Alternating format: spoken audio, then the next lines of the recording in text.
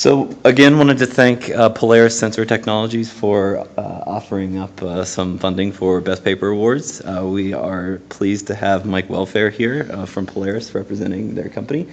He's been at Polaris for about a year now, and he's a computer vision researcher focusing on deep learning. So we wanted to give him a couple minutes to talk about some of their technologies, and then we'll jump into the awards. So, Mike?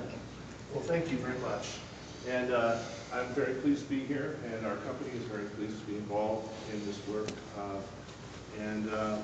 We have been around for about 15 years. We're located in Huntsville, Alabama, and it's a company that focuses primarily on research-oriented sensor technologies. And some of our major contributions have been in the area of polarimetric sensing, both in visible and IR, and actually pretty much all bands. And we've also done a fair amount of work in navigation.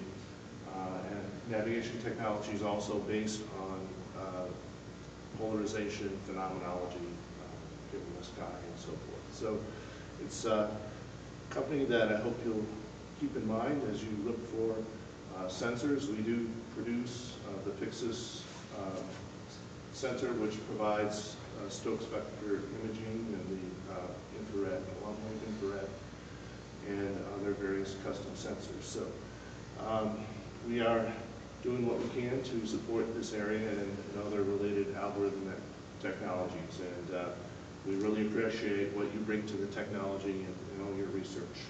So did you want me to go ahead and just provide these to you? So if you want to stay up here, I'll announce them and then you can hand them out. So just real quickly, I wanted to point out, so we actually already have a data set that's available. You can contact Sean that has some face imagery using Polaris's Vela system. So that's their cooled long-wave IR polarimeter. Something else I will mention is we're actually in the process of, and Chris mentioned this earlier, as part of the Odin program, collecting significantly more data with this sensor. So there's going to be much more data in this polarimetric regime coming out that's going to be available to the research community. And then hopefully down the road we're going to have a couple more iterations of these sensors getting better quality data that we'll have available for multimodal and cross-modal research. So we're excited about that. So real quickly, the way that we did the Best Paper Awards, so I mentioned earlier we had, I guess, about 12 members on our program committee.